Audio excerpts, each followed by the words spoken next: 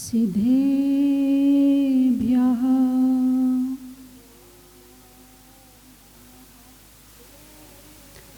ॐ नमः सिद्धेभ्यः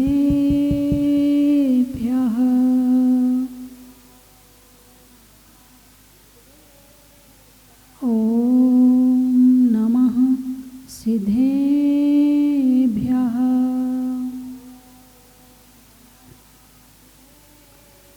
यस्य स्वयं स्वभावाप्तिरभावे कृतसनकर्मणा तस्मै संज्ञान रूपाय नमोस्तु परमात्मने।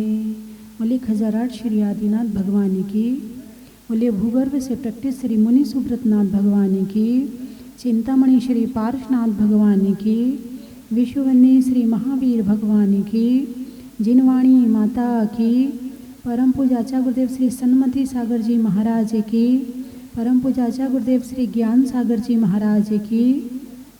धर्म स्नेही बंधुओं, कल चर्चा हुई थी धन के ऊपर।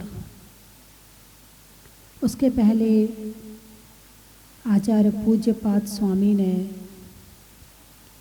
बताया कि बोले राग द्वेष से संसार होता है, संसार की वृद्धि होती है। फिर राग द्वेष संसार की वृद्धि करता है, तो संसार में क्या होता है?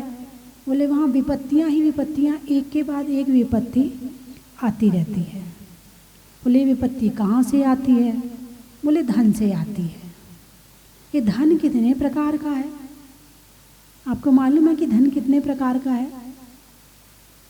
वैसे सामान्यतः लोग कहते हैं जर, जोरू और जमीन, तीन चीज़ लड़ाई का कारण है ना?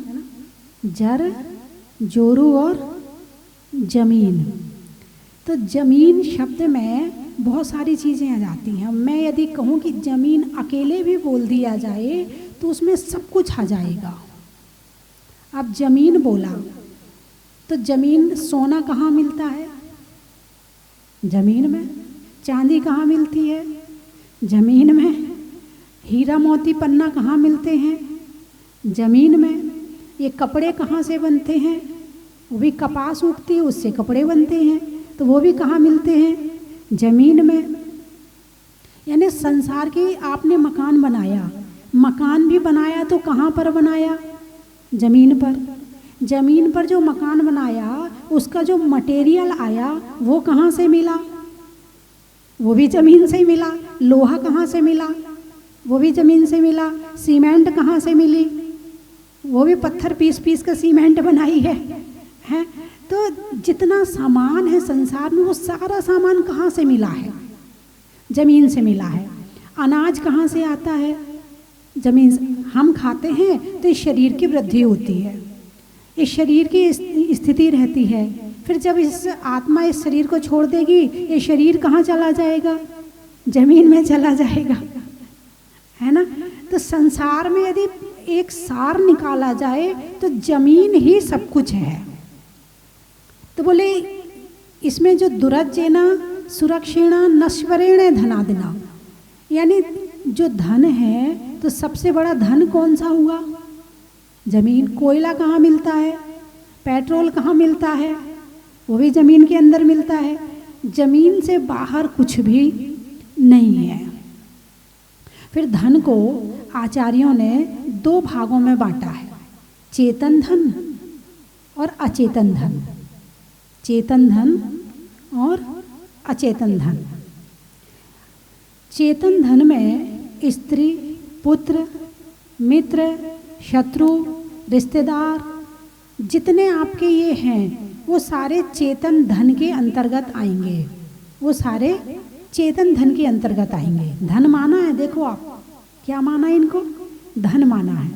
और दूसरा है अचेतन धन, यानी जिसमें आत्मा नहीं है। सोना, चांदी, हीरा, मोती, पन्ना, माणिक है, मकान, दुकान, गाड़ी, मोटर, ये सब अचेतन धन है। चेतन धन में स्त्री, पुत्र आदि के साथ कुछ और भी ले लो। अब जैसे यदि आपके साथ पास में कुत्ता है, बिल्ली है, घोड़ा है, बंदर है, चूहा पालते हैं कुछ लोग, हैं। कुछ लोग हाथी पालते हैं, गोधन गजधन बाजधन और रतन धन खान, जब आवे संतोष धन सब धन धूल समान। तो गोधन, गाय यदि है तो गाय भी धन है, हाथी है तो हाथी भी धन है, घोड़ा है तो घोड़ा भी धन है। और जिसको हमने धन माना है उसके अंदर कीमत मूल्य आका है, और जिसके अंदर हमने मूल्य आंक लिया है अब उसका हम अर्जित दुरज्जैना, उसे कठिनाई से अर्जित किया जाएगा। सुरक्षाणा, हम उसकी सुरक्षा भी करेंगे। और नश्वरेणा, और जब कुछ नहीं होगा तो नाश को प्राप्त हो जाएगा। चाहे घोड़ा हो, बंदर हो, बिल्ली हो, सबको जाना है। चाहे चेतन धन हो चाहे अचेतन धन हो। आचार्यों ने एक भेद और बताया है, उसमें बताया है मिश्र परिग्रह, चेतन परिग्रह, अचेतन परिग्रह और मिश्र परिग्रह। मिश्र परिग्रह में सोना चांदी पहनी हुई स्त्री चेतन भी है अचेतन भी है, इसलिए इसको मिश्र परिग्रह कह दिया। ये मिश्र धन हो गया। तो इसको धन को परिग्रह बताया, परिग्रह को धन बताया। तो बोले इससे क्या होता है, क्या होता, कल बताया था ना, दुरज्जैना सुरक्षेणा नश्वरेण धनादिना स्वस्थम मन्यो जना कोपी ज्वरवानिव सर्पिशा। यानी कोई व्यक्ति इन सब चीज़ों को इकट्ठा करके वो ये माने, जैसे कोई व्यक्ति बीमार है, बुखार से पीड़ित है और वो घी पिए और सोचे कि मैं तो स्वस्थ हो जाऊंगा, मैं सुखी हो जाऊंगा। तो जैसे बुखार से पीड़ित मनुष्य घी पीकर सुखी नहीं होता है, ऐसे परिग्रह को इकट्ठा करके मनुष्य सुखी होने का की कल्पना करता है, मगर सुखी होता नहीं है। यदि धन से सुखी होते तो इस धरती पर जितने धनवान व्यक्ति हैं वो सुखी मिलने चाहिए थे, लेकिन क्या वो सुखी हैं? उसके लिए अगली गाथा, अगला श्लोक कहते हैं, विपत्ति मात मनोमूढ़ा परेशामिव नेक्षते दहमान मपाकीर्ण वनांतर तरुस्थवत। दहमान मपाकीर्ण एक जंगल है, बहुत बड़ा जंगल है, चारों तरफ आग लगी है। वहीं एक आसपास के वहीं एक पेड़ पर, उसकी शाखा पर एक आदमी बैठा हुआ है और वो देख रहा, अरे देखो वो पेड़ जल रहा है, अरे देखो वो भालू जल रहा है, अरे देखो वो शेर जल रहा है, अरे वो देखो हिरन जल रहा है। वो कहाँ बैठा है? हैं? कहाँ बैठा? उसी जंगल में बैठा है, उसी जंगल के पेड़ में बैठा है, दूसरों की विपत्तियां गिन रहा है। अरे देखो वो दुखी है, अरे वो देखो परेशान है, अपनी नहीं देख रहा है, अपनी विपत्ति नहीं देख रहा है। दहमान मपाकीर्ण वनांतर तरुस्थवत, वन के अंदर में उस पेड़ पर अस्थवत बैठा हुआ है। इसी तरह से अज्ञानी व्यक्ति विपत्तो मात्मनो मूढ़ा, मूढ़ व्यक्ति क्या करता है? दूसरों की विपत्तियां देखता है, उसे अपनी विपत्तियां नजर नहीं आती हैं। दूसरों की विपत्ति देख के सुखी हो जाता, अरे मैं सुखी हूँ। अरे जो विपत्ति उस पर आई है, जिस तरह से जंगल में वो रह रहा है तू भी रह रहा है, जिस तरह से उन पेड़ों में आग लगी है, जिस पेड़ पर तू बैठा है उसमें भी आग लगेगी। जैसा कष्ट वो भोग रहे हैं ऐसा तुझे भी भोगना पड़ेगा। हाँ देखो उसका एक्सीडेंट हो गया, ओहो बहुत बुरा एक्सीडेंट हुआ है। अरे तू भी तो गाड़ी में चलता है, तेरा भी तो कभी हो सकता है, ऐसी कल्पना क्यों नहीं करता है? अरे उसका हार्ट अटैक हो गया, अरे तेरे अंदर भी तो हार्ट है, उस पर भी तो अटैक हो सकता है कभी, ऐसी कल्पना भी तो कर लिया कर कि मेरे साथ भी ऐसा हो सकता है। अरे उसके घर चोरी हो गई, अरे उसके घर हुई है तो तेरे घर भी तो हो सकती है। अपनी विपत्ति नहीं देखता है, सारी दुनिया की विपत्तियां देखता है, मगर ऐसी विपत्ति मेरे ऊपर आ सकती है ऐसा विचार वो कदापि नहीं करता है। परेशान नेक्षते, देखता रहता है मगर विचार नहीं करता है विपत्तियों पर। एक बार की बात है कि अखबार वाले पत्रकार आए, तो मैंने उनसे पूछा, मैंने कहा आप जो अखबार का पहला पेज होता है उसमें सारी घटनाएं ऐसी होती हैं जो सारी दुख की होती हैं, लड़ाई की होती हैं, बड़ी मृत्यु की होती हैं, ट्रेन एक्सीडेंट की होती हैं, बड़ी बड़ी घटनाएं जो होती हैं, आप पहले पेज पर क्यों लगाते हो? अरे पहले पेज पर आप प्रवचन लगाओ, पहले पेज पर आप महापुरुषों की बातें लगाओ, साधु संतों को लगाओ, तो लोगों को शांति मिले। बोले नहीं माता जी। मैंने कहा क्या बात है, मतलब? बोले ये इंसान दूसरों के दुख देखकर बड़ा संतुष्ट होता है। अखबार आज इतना, सोशल मीडिया आज व्हाट्सएप है, इतने सारे चीज़ें चल गई, यूट्यूब है और पता नहीं क्या क्या फेसबुक है, उसके बाद भी अखबार की कीमत कम नहीं हो रही है। कारण क्या है इसका? इसका कारण ये है कि अखबार में सबसे ज़्यादा खबर कौन सी होती है? दुख की खबरें होती हैं। और इंसान को सबसे पसंद क्या है? अरे बोलिए ना, दुख पसंद है कि सुख पसंद है? अपना तो सुख पसंद है और दूसरों का दुख पसंद है। उस अखबार को पढ़ के सुबह सुबह थोड़ी सी शांति आ जाती है। अरे उस पत्नी ने अपने पति को मार दिया, मेरी पत्नी तो अच्छी है? अरे वो नेता ने ऐसा कर लिया, चलो मैं तो ठीक हूँ। दूसरों की उसमें अखबार में दूसरों के दुख के अलावा और कुछ भी छपा नहीं होता है और लोग बड़े चाव से पढ़ते हैं। और कुछ लोग तो ऐसे होते हैं कि जो पूरे अखबार का एक एक शब्द बिल्कुल पूरा चाट जाते हैं। सुबह से शाम तक में नाश्ता करेंगे, फिर अखबार पढ़ेंगे, फिर चाय पिएंगे, फिर अखबार पढ़ेंगे, फिर ना खाना खाया, फिर अखबार लेके बैठ गए, फिर दोपहर को आराम करके उठे, फिर अखबार लेके बैठ गए, फिर शाम का खाना खाया, फिर सारे दिन उनका अखबार चलता है। पता नहीं वो अखबार में से क्या निचोड़ना चाहते हैं। कुछ लोग तो बोलते हैं, बोले अखबार ना पढ़ें, तो जब चार जनों के बीच में, अजैनों के बीच में बैठते हैं, जब चर्चा चलती है और हमें पता ही नहीं कुछ भी, तो वो तो हमें पागल समझेंगे, तो उसके लिए अखबार पढ़ते हैं वो। अरे हम जैसी चर्चा चलाएंगे वैसी चर्चा चलेगी।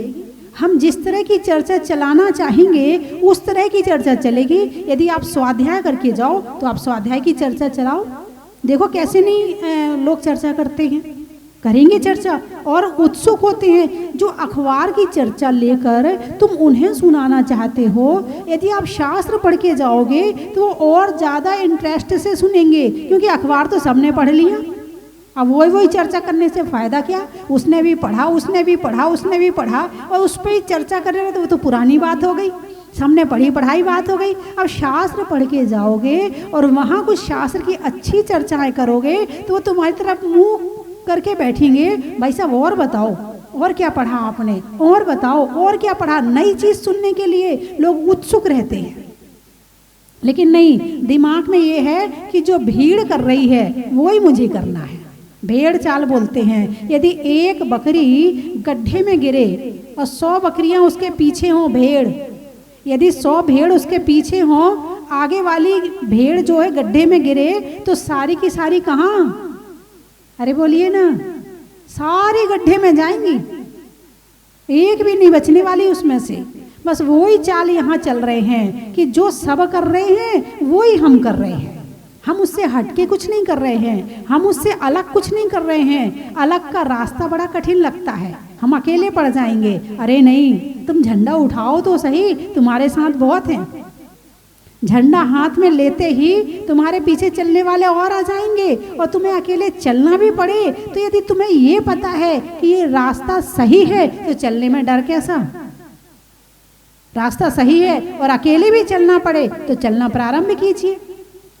लेकिन नहीं, तो वो जो चर्चा चल रही थी पत्रकार से, बोले माता जी यदि हम प्रवचन छापना शुरू कर दें तो हमारा अखबार बंद हो जाएगा। हम बड़े, जितनी खबरें हम दुख की छापते हैं ना, यदि इतनी खबरें हम प्रवचन और ज्ञान की छापने लगे हैं तो हमारा अखबार बंद हो जाएगा। लोगों को दुख बड़ा पसंद है, अपना नहीं, दूसरों का दुख पढ़ने के बाद अपने आप को सुखी महसूस करते हैं, इसीलिए अखबार पढ़ते हैं। थोड़ी देर के लिए सुख और शांति अखबार के माध्यम से मिल जाती है, यानी हमें सुख मिला, क्यों मिला? सामने वाले का दुख देखकर। तो ये सच्चा सुख है या खोटा सुख है? अरे बोलिए ना। किसी को दुखी देखकर तुम सुखी हो रहे हो, क्या ये सुख की परिभाषा है? सुख की परिभाषा, हमारे पास दुख तो है मगर सामने वाले के दुख से हम सुखी हैं, और सामने वाला सुखी है तो हम, अरे बोलिए ना, सामने वाले के यहाँ गाड़ी आ गई, बताइए अब मोहल्ले में कितने लोगों का सुख खत्म हो गया? गाड़ी उसके यहाँ आई है, उसने अपने पैसे से खरीदी है, उसने अपनी कमाई से खरीदी है, गाड़ी उसकी है। और दुख कितने लोग पूरे मोहल्ले वालों में, अच्छा आजकल तो गाड़ी खड़ी रहती है, ज़्यादा अपनी दिखाता है, अंदर में जलने शुरू हो जाता है। दूसरों के सुख से इतना जलते हैं, इतना जलते हैं, यानी हमारा अपना सुख खत्म, हमारा अपना दुख खत्म, दूसरा दुखी हम सुखी, दूसरा सुखी हम दुखी। मैंने एक दिन और चर्चा की थी कि भाई किस तरह दूसरों को दुखी करके सुखी होने का प्रयास करने वाला स्वयं गड्ढे में गिर जाता है।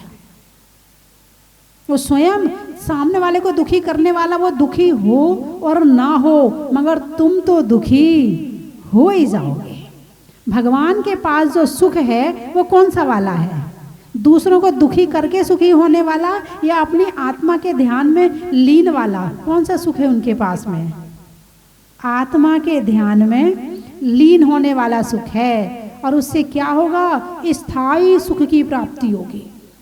जिस सुख को कोई छीन नहीं सकता है, जिस सुख को कोई कम नहीं कर सकता है, जिस सुख में कोई बाधा नहीं डाल सकता है, जिस सुख को कोई छुड़ा नहीं सकता है, चोरी नहीं कर सकता है, ऐसा सुख भगवान ने प्राप्त किया है।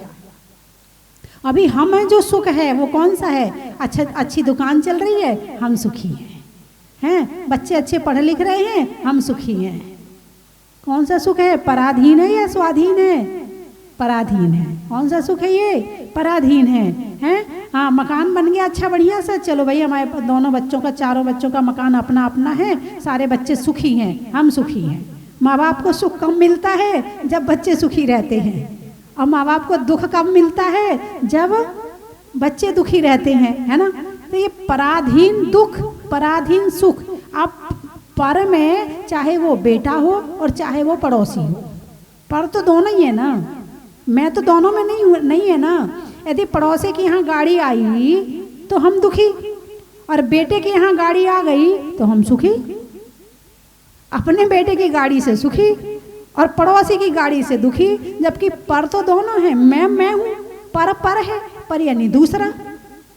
लेकिन बेटे को मैं अपना मानता हूँ, बेटे में ममत्व बुद्धि है और पड़ोसी में परत्व बुद्धि है, पर की बुद्धि है। ये मेरा नहीं है, बेटा तो मेरा है। जहाँ मेरेपन का भाव आया वहाँ सुख। तो आचार्य कहते हैं कि ये विपत्तियाँ जो आती हैं वो यहीं से आती हैं। कहाँ से आती है? जब पर को अपना मानते हैं तो वहाँ से विपत्तियाँ आनी भी शुरू हो जाती हैं, और पर को अपना नहीं माना तो विपत्ति भी नहीं है। अब एक व्यक्ति है जिसके पास में कुछ नहीं है, कुछ भी नहीं है, यानी कि वो सड़क के किनारे फुटपाथ पर रात को सो जाता है, दिन भर अपना रिक्शा चलाता है, जितना कमाता है शाम को खा लेता है। अब उसके पास में चिंताएं कितनी तरह की होंगी, गिन के बताओ मुझे। वो मस्त है, उसे ना तो मकान की चिंता, उसके अंदर आकांक्षा भी नहीं है, ठीक है, अपना दिन भर कमाता है, खाता है और आराम से सोता है। उसके पास चिंताएं ज़्यादा नहीं मिलेंगी। क्यों? मकान नहीं है तो मकान की चिंता नहीं है, शादी नहीं हुई तो पत्नी की चिंता नहीं है, बच्चे की चिंता नहीं है, ठीक है ना? इकट्ठा करने की भावना नहीं है, क्योंकि वो उसे पता है कि मैं इसी तरह से रहूँगा। उसके अंदर इकट्ठा करने की आकांक्षा भी नहीं है। तो धन की, सोना की, चांदी की, गाड़ी की, मोटर की, फैक्ट्री की, दुकान की, किसी तरह की कोई चिंता नहीं है। अब उसके पास कितनी तरह की चिंता है ही नहीं। दिन भर कमाता है, रात को अपना शाम को खाता है, रात को सो जाता है और अपनी नींद लेके फिर सुबह शुरू हो जाता है। अब एक मिल मालिक है जिसकी 10 मिल चल रही हैं और 10 कोठियां हैं उसके पास में, और उसके 2 लड़के हैं और नाती पोते और सब कुछ है, उसके पास कितनी तरह की चिंताएं होंगी। अरे बोलिए ना, हैं? चिंताएं उसके पास में। अच्छा, जैसे रिक्शा वाला है, अब उसके पास मान लो थोड़ा बहुत कष्ट टेंशन भी आएगा तो रिक्शा से संबंधित आएगा।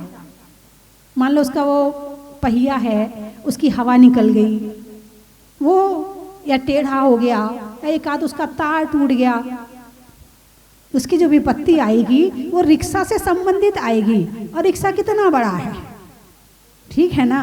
अब वो मिल मालिक जो है, जिसकी 10 मिलें हैं, उस पर कितनी तरह की विपत्ति आएंगी। अरे बोलिए ना, उसके ऊपर 10 मिल है। अब 10 मिल में से कभी एक खराब हो जाती है, कभी दूसरी खराब हो जाती है, कभी लेबर भाग जाते हैं, कभी लेबर अनशन पे बैठ जाती है, कभी काम नहीं करते हैं, कभी मोबाइल चला रहे हैं, कभी पेमेंट देनी है, कभी ये करना है, कभी माल नहीं जा रहा है, कभी माल ज़्यादा आ गया है। उसके पास में कितनी तरह की चिंताएं हैं, बताइए मुझे। तो चिंता में रहना सुख है या चिंता में नहीं रहना सुख है? प्रैक्टिकल बता रही हूं आपको। तो मैं, सुख क्या है, सुख की परिभाषा क्या है? चिंताओं सहित रहना सुख है या चिंता रहित रहना सुख है?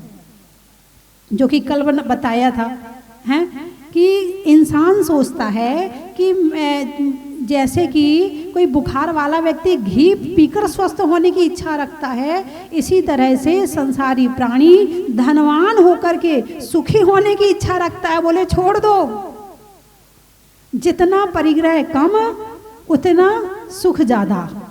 और एक बात और ध्यान रखना, चलो ठीक है कि तुम परिग्रह इकट्ठा नहीं करना चाहते हो, लेकिन यदि भाग्य में होगा तो वो आके रहेगा। यदि तुम्हारा भाग्य ऐसा है कि इतना धन तुम्हें मिलना ही मिलना है, तो वो आके रहेगा, चाहे तुम मांगो और ना मांगो, तुम चाहे चोरी करो और ना करो। यदि तुम्हारे भाग्य में है तो वो धन तुम्हारे पास आकर ही रहेगा। बात समझ में आई कि नहीं आई? चाहोगे तो भी दुकान चलेगी और नहीं चाहोगे तो भी दुकान चलेगी। ग्राहक आए जा रहा, तू माल दिए जा रहा, आए जा रहा, तो इसमें तुम्हारा क्या है? भाग्य है, इसमें भाग्य काम कर रहा है ना। अब आ भी गया तो मैं ये नहीं कह रही कि आप धन मत कमाओ, धन आएगा, तुम्हारे भाग्य से आएगा, लेकिन उसकी टेंशन मत करो। 24 घंटे हाय धन करके धर्म मत छोड़ो। धर्म जरूर करो, धन छूट जाएगा तो फिर भी मिल जाएगा, और धर्म छूट जाएगा तो इस जन्म को छोड़ करके अगले जन्म में ना जाने कहाँ जाएंगे कि वहाँ धर्म ही नहीं मिलेगा। कम से कम आज हमने यहाँ जन्म लिया है, हैं? भारत में जन्म लिया है। कैसा है ये भारत, जहाँ 24 तीर्थंकरों का जन्म हुआ है, जहाँ पर तीर्थ क्षेत्र भी हैं, जहाँ पर सिद्ध क्षेत्र भी हैं, अतिशय क्षेत्र भी हैं, दर्शन भी होती है, तीर्थ यात्रा भी होती है। और अमेरिका में कितने तीर्थ क्षेत्र हैं बताना जरा? चीन और चाइना में कितने तीर्थ क्षेत्र हैं, कितने सिद्ध क्षेत्र? कौन कौन वहां से मोक्ष गया है? कोई भी नहीं गया वहां से मोक्ष। जर्मनी से कौन केवल ज्ञान की प्राप्ति करके मोक्ष गया है? कोई भी नहीं गया है। तो हमारा इतना पुण्य कि हमने भारत भूमि में जन्म लिया है। भाई मनुष्य पर्याय मिलनी थी हमें, हम विदेश में भी तो पैदा हो सकते थे, अमेरिका में हो जाते, चीन में हो जाते, जापान में हो जाते, हम कहीं भी हो सकते थे। वहाँ धर्म है ही नहीं है, और हमने भारत में जन्म लिया। भारत के साथ में फिर हमने जैन कुल में जन्म लिया, हमें संत समागम मिल गया, अच्छे विचार देने वाले मिल गए, उपदेश मिल गया, मंदिर मिल गया। इतना सब कुछ मिलने के बाद भी हम दुखी रहें तो कहेंगे दीपक हाथ में है और फिर भी ठोकर खा के गिर गए। दीपक हाथ में है और फिर भी ठोकर खा के गिर गए, इसका मतलब तो फिर यही हुआ,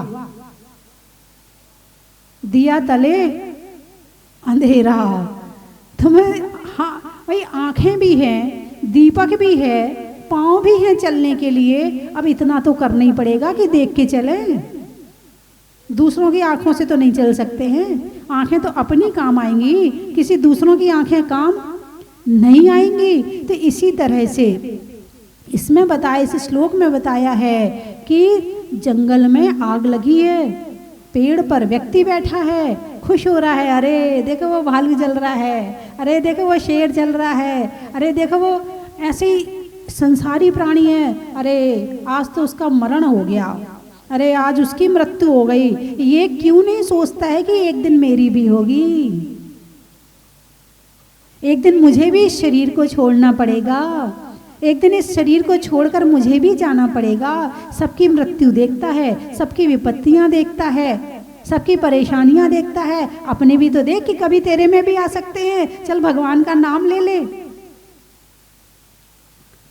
हैं इष्टोपदेश बड़ा अच्छा ग्रंथ है, यदि इसके एक एक श्लोक को चिंतन मनन से पढ़ा जाए तो वैराग्य आए बिना नहीं रहेगा।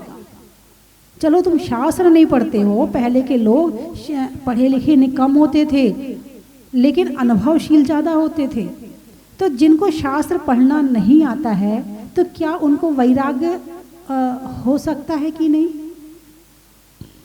अरे बोलिए ना, जिनको शास्त्र पढ़ना नहीं आता है तो क्या वैराग्य हो सकता है? हैं? ऐसे लोगों को ज़्यादा होता है। ये पढ़े लिखे तो सारे भटक रहे हैं, सब अफीम, गांजा, शराब, बीड़ी, सिगरेट, गुटखा, तमाकू पढ़े लिखे लोग कर रहे हैं। अनपढ़ लोग तो फिर भी बेचारे श्रद्धावान होते हैं, ये पढ़े लिखे ज़्यादा भटक रहे हैं सारे दिन मोबाइल चला चला के। अनपढ़ लोगों को भी वैराग्य होता था, अब होता है कि नहीं मुझे नहीं पता है, लेकिन पहले के समय में एक बादल देखा, बादलों का महल बना, बिगड़ गया, हो गया वैराग्य, ले ली दीक्षा, अरे ये संसार तो क्षणभंगुर है, जैसे ये बादल विनष्ट हो गया है ऐसे ये शरीर भी विनष्ट हो जाएगा, मुझे समय रहते धर्म कर लेना चाहिए। शीशे में अपना सफ़ेद बाल, एक सफ़ेद बाल देखा, हो गया वैराग्य, अरे अब तो निमंत्रण आ गया, मृत्यु का एक चिट्ठी आ गई है, मुझे जाना पड़ेगा, हैं? वैराग्य हो जाता है। किसी की मृत्यु देखते हैं, आदिनाथ भगवान ने नीलांजना की मृत्यु देखी थी और अपने जीवन में मेरे ख्याल से एक ही मृत्यु देखी थी उन्होंने, और वो मृत्यु भी ऐसी थी कि सामान्य आदमी नहीं समझ सकता था कि मृत्यु हुई है। नीलांजना नृत्य कर रही है, सौधर्मेंद्र, स्वर्ग की अप्सरा थी नीलांजना, और सौधर्मेंद्र के द्वारा भेजी गई थी, और वहाँ पर नीलांजना नृत्य कर रही है। नृत्य करते करते अचानक उसका समय पूरा हुआ और वो मृत्यु को प्राप्त हो गई। सौधर्मेंद्र ने तुरंत व्यवस्था करी, दूसरी नीलांजना वैसी की वैसी वहाँ उपस्थित कर दी और वो वैसा ही नृत्य करने लगी। सामान्य लोग तो समझ ही नहीं पाए, लेकिन आदिनाथ प्रभु समझ गए, अरे देखो ये नाचते नाचते चली गई, अब मैंने तो इतने 83 लाख पूर्व अपने घर में बिता दिए, अपना कल्याण कब करूँगा, हो गया वैराग्य। एक मृत्यु देखी थी। आजकल तो मृत्यु देखने की तो छोड़ो, टीवी में आप सुबह से शाम तक कितनी देख लेते हो, अखबार में कितनी मृत्यु आ जाती, वैराग्य हुआ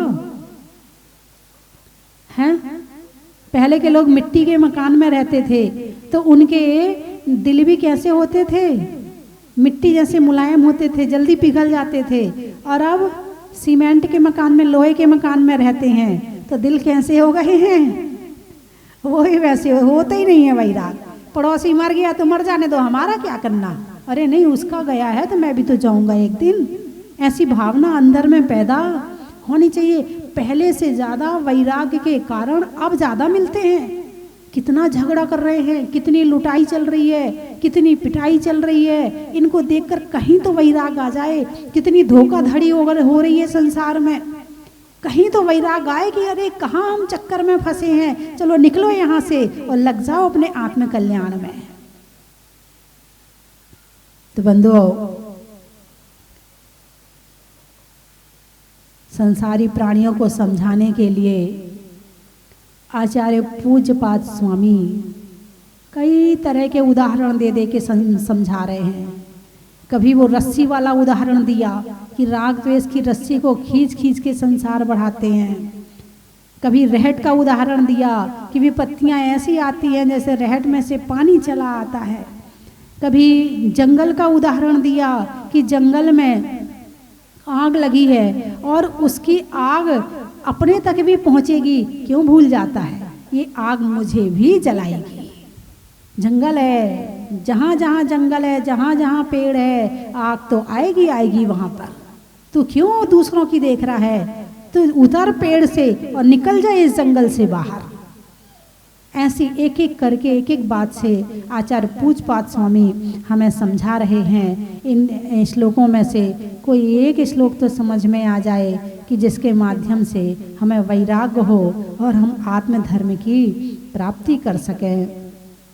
बिजली में तार का, शास्त्रों में समय सार का, और छोड़ने में संसार का,